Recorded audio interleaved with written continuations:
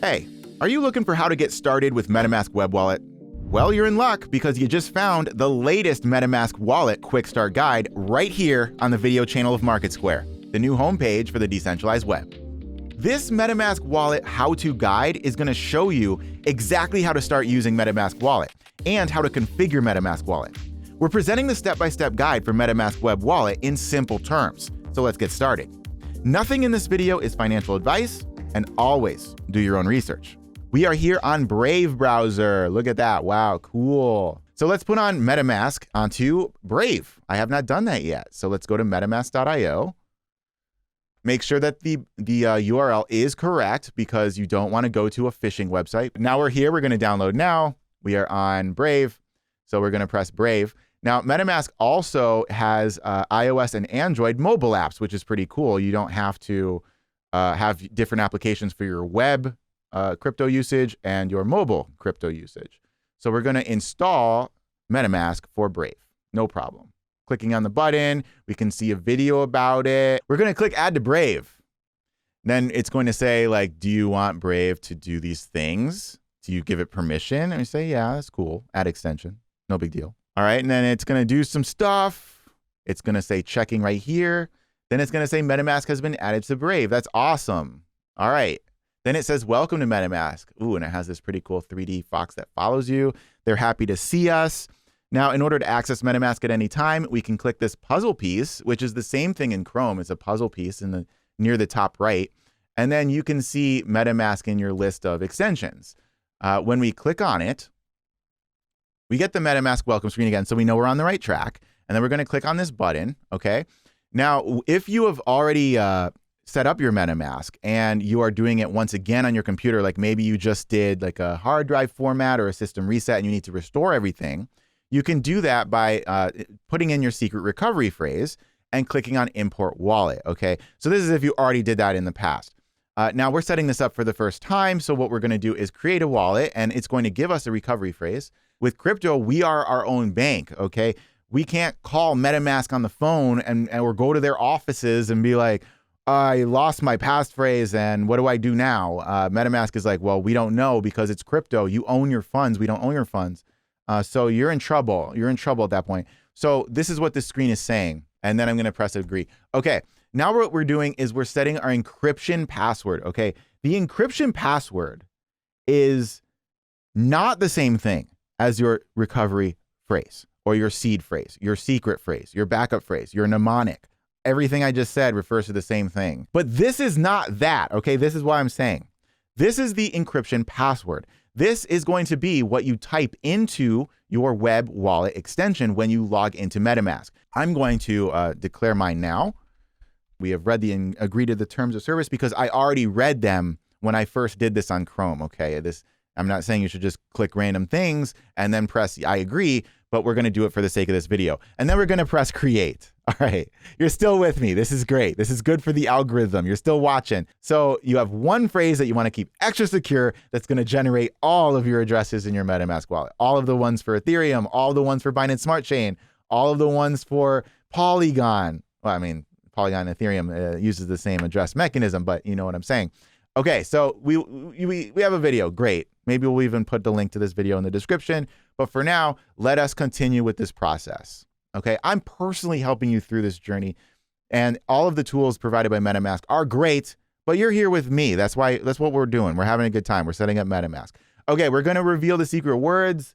I need to actually reveal them so that I can write them down because I am legitimately doing this to set up a MetaMask for Brave. Okay, so I finished writing down the recovery phrase. Now I should keep this very safe and secure. Treat it like a suitcase full of gold bars and put it in a place that you know is going to be safe. Now, what is not safe? Don't take a screenshot of this or don't take a photograph of this screen and then store it on your phone. Don't take a picture of this and put it on your iCloud, okay? Safe and secure means hackers can't get it. Make sure that this is stored in a way that digital threats are not a threat to your passphrase. All right, we're going to click next. Then it's going to say, hey man, did you really write that down correctly? Or are you just joshing with us? We're going to make extra double sure. That's what this screen is for. So we're going to select the words in order. This is blurred from your screen. Obviously, I don't want you to know what the words are that is in my MetaMask wallet. So I'm going to do this process, and we're going to go to the next part. Done. Now we're going to press confirm, and congratulations, we passed the test. Keep your secret recovery phrase safe. It's your responsibility. We've said this many times. You want to make extra sure you know what you're doing, and this is why you came to this video. So hopefully you're coming away with some valuable information about your own safety and security. We're going to press all done, and now we have a screen that shows us a status of our account, our MetaMask situation. We see that we have no Ether in this, which is worth no money, but we have some options. We can buy Ether, we can send it once we have it inside of our wallet, and we can also execute swaps, which is kind of handy to have in MetaMask. You can change from, like, for example, Ether to USDC without leaving MetaMask. Before we break out, I wanted to tell you a little bit about the benefits of web wallets and the risks of web wallets compared to other different kinds of wallets, okay? So the benefits of web wallets are that it's really convenient to use a web wallet in order to interact with decentralized applications. I mean, decentralized applications usually exist in browser, like, for example, decentralized exchanges or lending and borrowing platforms. They exist in browser. So by having a web wallet like MetaMask, you can go to the application by typing it into your URL on your browser, and then you can just click log in with MetaMask, and now you're in. You can interact with it. You can send and receive funds from the protocol. The protocol knows about your activities, what you might have in your wallet. For example, with blockchain games, it will know what NFTs you have and then load those NFTs into the game for you. So, like, all these different things are very easy to do with a web wallet.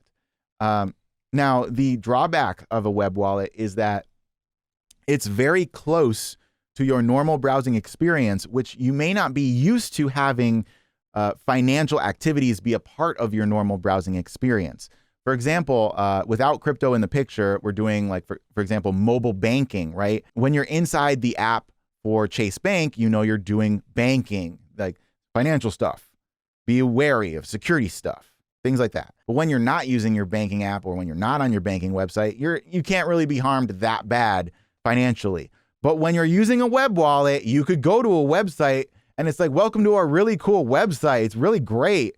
Oh, you have a MetaMask wallet. Why not connect to our website so you can enjoy some cool benefits? And then you're like, I guess. And then you click connect, and then it's like, oh, hey, can we have some permissions? And you don't really look at the permissions that well. And then you're like, sure, you can have these permissions. And then boom, scam us, boom, hack us, boom, money gone.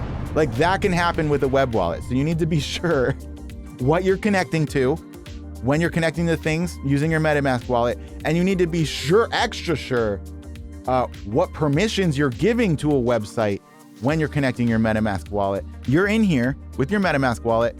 You've got the tools you need to succeed. There are more videos to cover on how to get started with your journey to crypto. So be sure to subscribe to the MarketSquare video channel and get all of those juicy details straight from me, ya boy, Justin from MarketSquare. And you can get your free account at marketsquare.io. Thanks for joining us.